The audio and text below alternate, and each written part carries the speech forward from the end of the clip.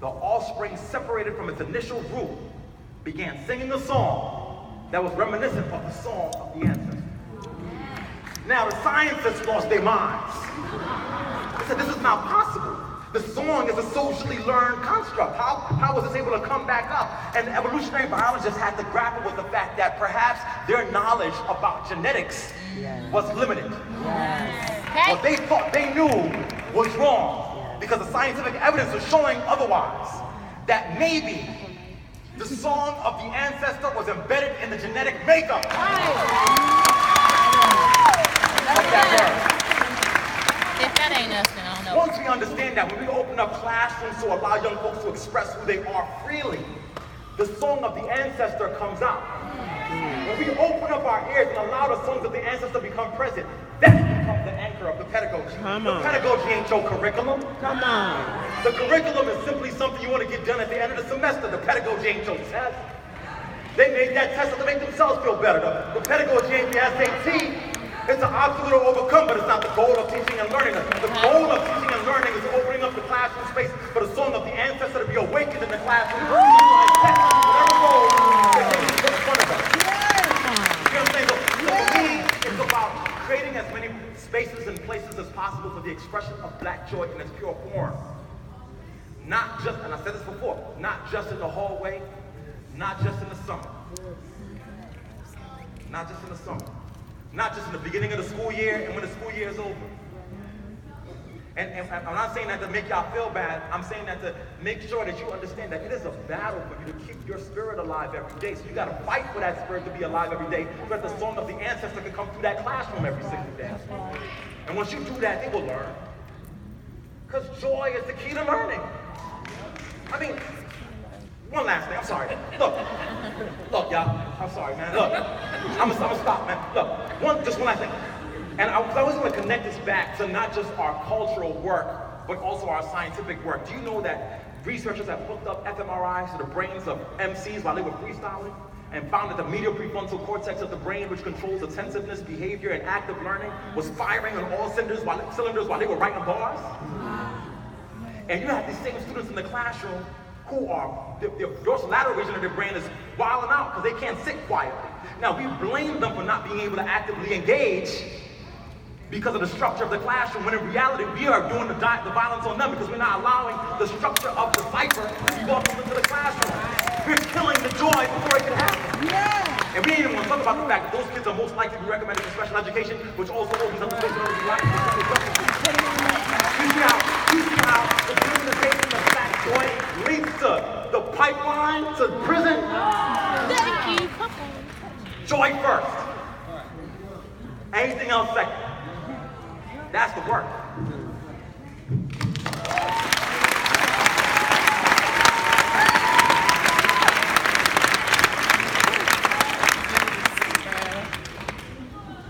So let me anchor my comments in the experience of going to some of the freedom schools. You know, and even what we experienced here tonight, and it's building off this whole notion of joy. How do you, what works, what seems to work in schools? This is what we know from most educational research, is that you actually can't experience anything, a student doesn't experience something in a learning environment without being aware and conscious. Learning doesn't occur unconsciously, right? Education can be disseminated, but learning doesn't occur until the student is conscious of the transfer of that information, receives it, and start to then break that down. I was a music major at the University of Virginia. I remember reading a study. I don't know if I can do this, but can you hear me if I go over here? Yes. Okay. So I had a professor. Her name was Dr. Kira Gaunt. She was an ethnomusicologist, and she would have two groups in her research on ethnomusicology. She would have one group of young people who would get in a circle, and they would walk around going, "Pisino wale." Hey. Right? Another group who would do the same thing. "Pisino wale." Now, she would break them into groups. One group she would leave completely unaware of what they were talking about and what the purpose of this was. But the other group she would go to, and she would tell them exactly what they were saying in that original language or dialect. She would also tell them that what they were participating in was a traditional cultural dance that was supposed to summon higher power to sort of give them strength and energy for the journey. That was it all about. This dance, and the popping of the bag, and all of this wasn't about twerking and all this. Dance to call the powers that be, the gods, to give them greater power and joy. Okay, so what we learned from that study is that the group who was aware of what they were dancing about, on one of her survey items, she said, which group had fun? The group that knew what they were dancing for and knew the purpose of the dance always rated higher than the group who was just popping and twerking unconsciously and without purpose or meaning or understanding of what it's about. What is it simply saying? That if you really want students to have fun, you got to tell them the purpose of what they're doing. Tell them the reason why they're chanting. Tell them the reason why they're reading. Tell them the reason why there is a read aloud, not just because it's good pedagogical practice or teaching practice, but because it actually sets them up. So in interviews with these students, what she learned from these young people, these were school-age students, that the most exciting thing for them was once they realized that this was a dance, and they were participating in culture, they felt connected to one another, belonging. They felt connected to one another. And the other part of it was they felt like they were anticipating, they expected something from it. They said, I remember doing the dance, and I was thinking, well, what's about to happen? Is something about to happen? And actually I actually feel a little stronger after doing this. That is, I don't know what it is about this culture. I'm not even a part of the culture, but I feel stronger just engaging in the cultural act. So what is this to say? That students actually, by educating them on what we're asking them to do, they have more fun. But in the end, as Chris said, they become stronger culturally. It's fun to dance, but it's culturally stronger. You become culturally stronger, and it's better if you know why you're dancing. It's fun to get on a chair and dance and chant, but it's culturally empowering. This is borrowing from Carter G. Woodson, who says, I'm all about the pedagogy of empowerment. He starts by saying, if you're going to empower people, you've got to start with the word power is in there. Talk to them about power. And power can be oppressive, but also power that you take control of can be your own agency. It can be your own liberation. So we got to teach them that their dancing and their singing and their chanting and their reading is all about understanding power and accessing power. But also for freeing themselves. That's the second piece. After you have the power, you got to do something with the power. And as they're popping their back, they feel strengthened for the journey. So the question is, what is it we are asking them to do? And why are we asking them to do it? Because you can't actually have optimal fun doing things that you don't even know why you're doing. This is good practice for yourself. If your friends say, hey, let's go left, and you want to go right, go right. Because if you go left, you don't know why you're going left, you're not going to have fun doing it, because you're not going to be aware of why you're going. But it's when you know why you're going right that you actually unlock your ability to have fun. The word fun is defined simply as enjoyment. The other part I think we have to think about in schools is that so many kids don't have fun in schools. I think they can in freedom schools because there's so many penalties in schools.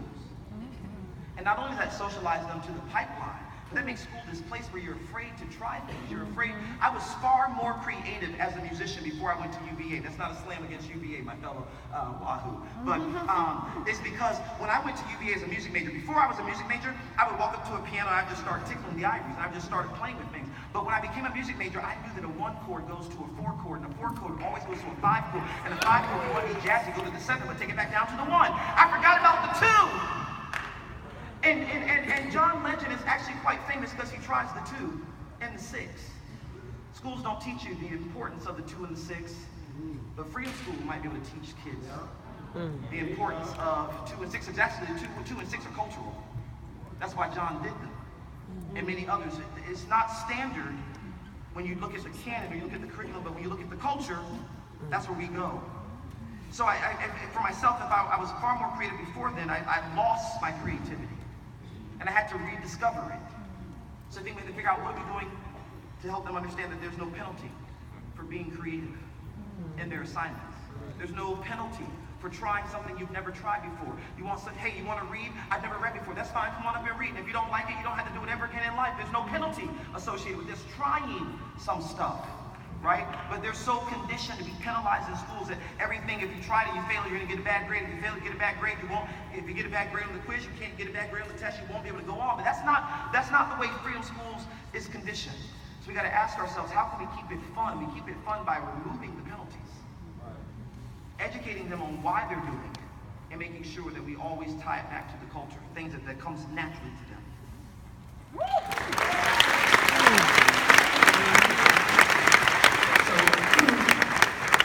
So you are remarkable people.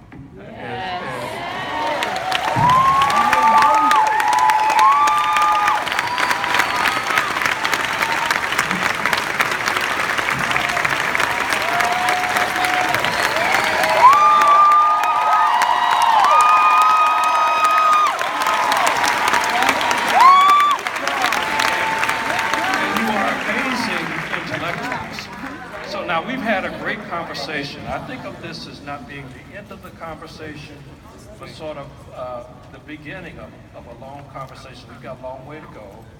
I know that you care passionately about where people get, where we wind up, and making steady progress. So I don't think we left much on the table tonight, but just in case we did, do you have one parting comment that you would like to make? Yeah, my close is simple, man. Look, first of all, I just want to just say how deeply appreciative I am for the opportunity to share some words with you guys today. Yeah. And thank you for your energy and your joy and your passion. I want you guys to always know that whatever energy and passion that you bring to a space is what we give back to you. So if there's anything that we said that was good and that resonated, those are reflections of what you gave us. So thank you for that. Number two, I would say, in the spirit of hip hop, I wrote this book. I want y'all to cop that book. And I mean that not in a like, go buy my book way, but I poured my heart into that joint. I did, man. And it's for white folks teaching the hood and the rest of y'all too. So not just buy it, but go tell somebody to buy it. Go tell a friend to tell a friend to tell a friend to go cop that book. Because it means something to me. And then my final thing to say, I think you said a lot, is I really want to keep the conversation going. And so I know there's no space for us to really do it, but I'm a social media head. So holla at me on Twitter. You know what I mean? So it's @Chris Emdin is my name. Hip Hop Ed, CHRISEMDIN. Who the hip hop ed person up here? Right? Damn. Every Tuesday night at 9 p.m. Eastern for the last 6 years on my birthday. You know what I mean? My daughter was born on a Tuesday. I was on Twitter from 9 p.m. to 10 p.m. Eastern with the hashtag HIPHOPED, having conversations with people about the intersections of hip hop and education. So if you're up on Tuesday night at 9 p.m. Eastern, join us for Hip Hop Ed, cop that book, holla at me, peace and love, thank you.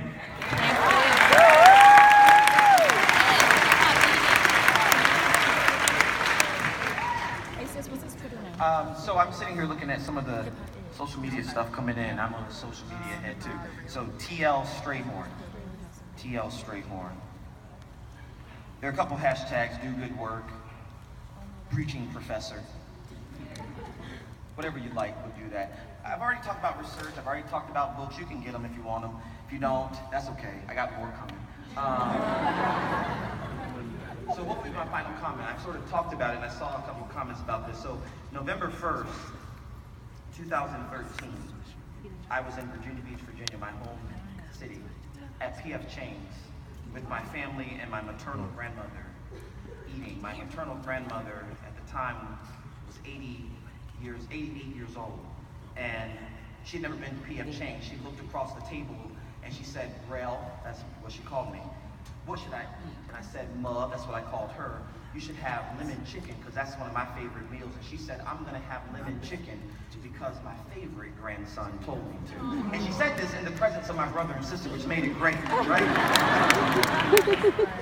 So we had a good meal. We left PF Chang's. We went outside, and I remember sun was blazing. My grandmother had on a big dress, big sunglasses. We were taking pictures with her.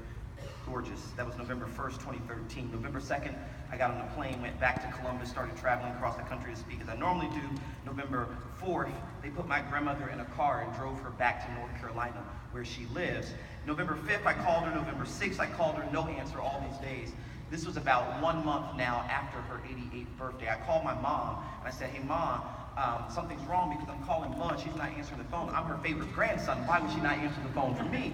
My mom said that is strange that she's not answering the phone. So we're going to have to send someone over to check on her. My mom has a cousin who, we talked about emancipatory education. So my mom has a cousin who has a gift for getting into locked places. It's a gift, it's a gift, it's a gift. It's all a matter of how you frame it. It's a talent, right? He has a skill for getting into it. So my mom calls her cousin and says, could you go over and check on Ma? And he goes over to her alarmed house and somehow breaks in without causing the alarm to go off. I don't know how he did it, but it's a skill and a talent. He goes into her living room, doesn't find her bedroom, doesn't find her, finds her in her kitchen, stooped over, unconscious. Gets the paramedics, rush her to the hospital. We learned that my grandmother suffered an aneurysm that was so great it had knocked her unconscious. She had likely been there for about a day or so.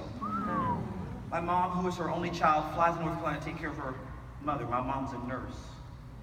About a week and a half afterwards, she calls me on the phone and says, Terrell, you gotta come see about your grandmother. She had an aneurysm. She's very old, so they don't really want to do a surgery. I don't know if she's gonna turn around this time. So I stopped my speaking. Michael, my staff told me things like, you have contracts with these universities. I said, I have a grandmother who's in the hospital. For somebody who needs to hear this, don't ever forget that I love to call them, they're my investors, right? Don't ever forget the people who helped you get to who you are and to where you are. So I said, contracts violated or broken, it doesn't matter. I'm gonna go take care of my grandmother. I got on a plane, went to North Carolina. Whenever I showed up at my grandmother's presence, she always say, hey, Terrell. So I got to the hospital. I was preparing myself for, I didn't know what was gonna happen, but I got in front of the door and I jumped to see my grandmother. She looked over at the door, turned her head, said nothing. So I knew then my grandmother was already starting to slip away. I looked at my mom, who was starting to lose weight. She was weak. Her eyes were red from crying. I said, Mom, go home and rest. She said, no, I got to take care of my mother. I said, you don't have to take care of your mother because I'm here. My mom said, I'm a nurse. You're not a nurse. I said, no, I'm a doctor.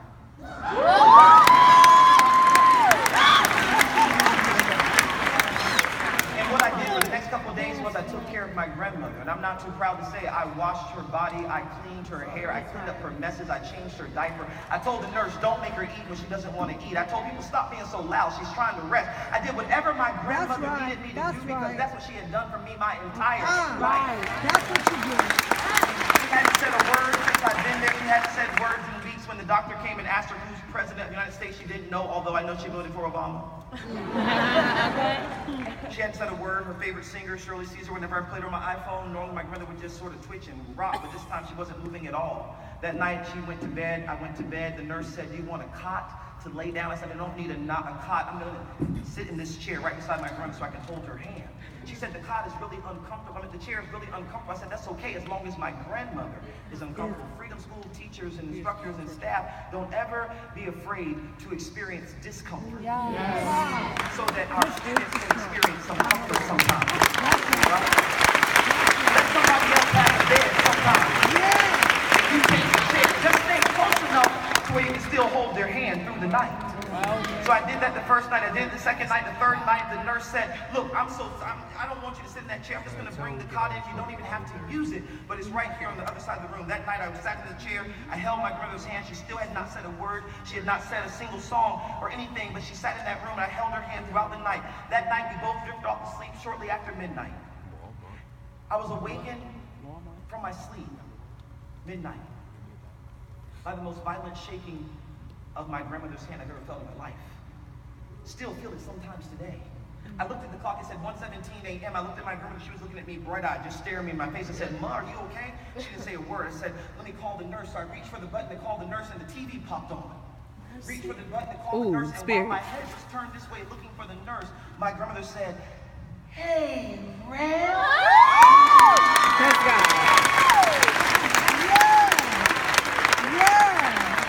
I turned my head, I looked at my grandmother, said, Ma, are you okay?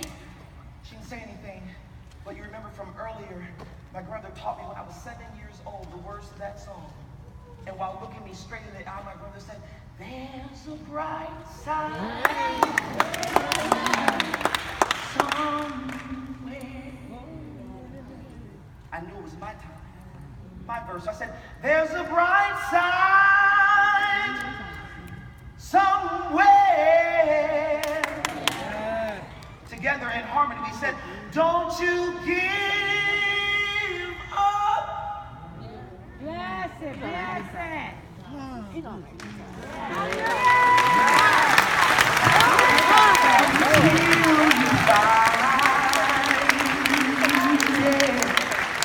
There's a bright side.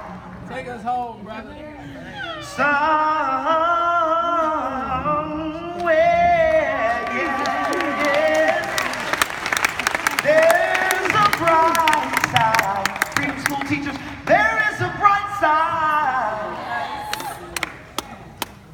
There's a bright side. Yes. Bless it, bless On Monday. There's a bright side. Even when you don't have enough resources, you gotta remember my group is telling you, there's a bright side somewhere.